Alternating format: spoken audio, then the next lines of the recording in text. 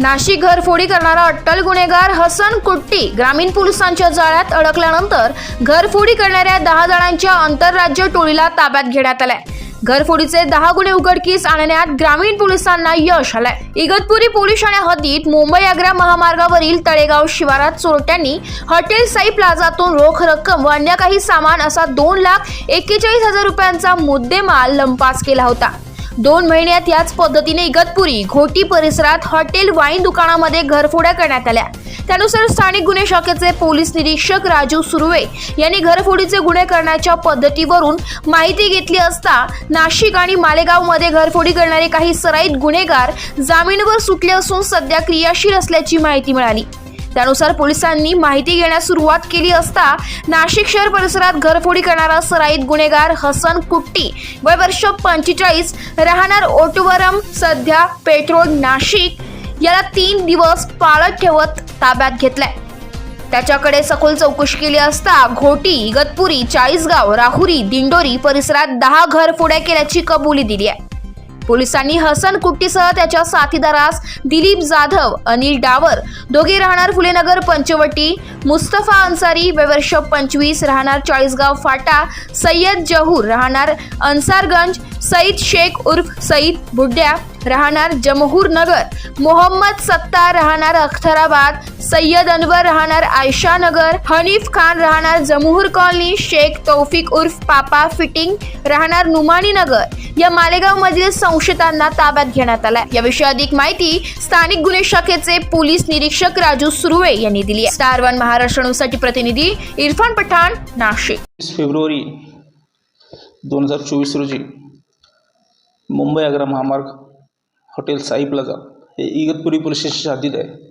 तिथे रात्रीच्या वेळी किचनच्या खिडकीच्या मागील सळ्या उचकटून आतमध्ये प्रवेश करून रोख रक्कम आणि विदेशी दारूच्या बाटल्या असं मिळून साधारणपणे 2.25 लाखाचा ऐवज चोरीस केलेला आहे। त्या संदर्भात इगतपुरी पोलिसांना गुन्हा दाखल आहे। या गुन्ह्यात विशेष म्हणजे चोरी करताना आरोपी CCTVचा DVR सुद्धा घेऊन गेलेला होता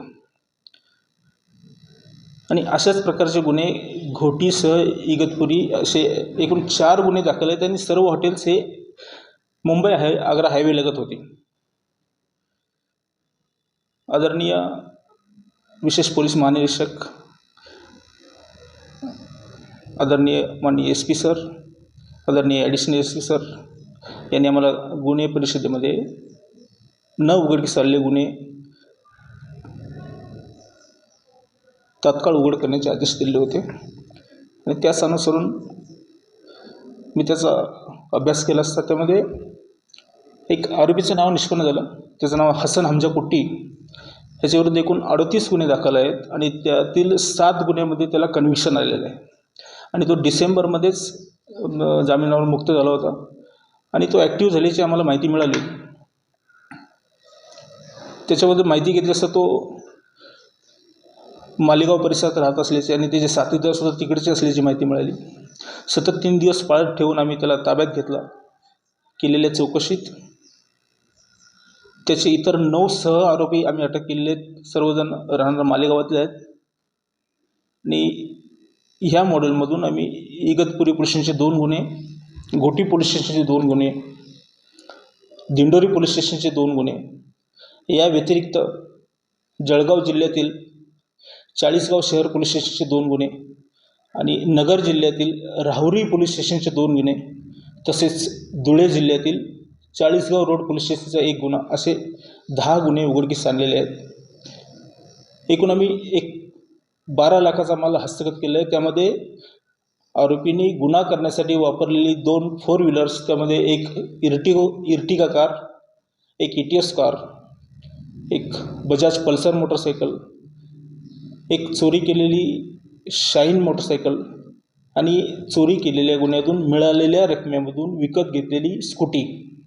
अशी वाहने आणि या सर्व गुन्ह्यातील चोरीस गेलेल्या मालातील घोटी, इगतपुरी आणि राहुरी पोलीस स्टेशन अशा 5 गुन्ह्यांचा आम्ही मुद्देमाल हस्तगत केलेला आहे आणि सर्व आरोपी संबंधित पोलीस स्टेशनच्या ताब्यात दिलेले आहेत। ते पुढील तपास करत आहेत। किती लाखाचा मुद्देमाल हस्तगत करण्यात आला? साधारणपणे 12 लाखाचा मुद्देमाल हस्तगत आहे। ते 9 संशयितांपैकी काय आहे पार्श्वभूमी त्यांची? पार्श्वभूमी म्हणजे हे सर्व आरोपी आहेत हे रेकॉर्डवरचे आरोपी आहेत आणि ह्या गुन्ह्यामध्ये आम्ही रिसिव्हरना सुद्धा अटक केलेली आहे.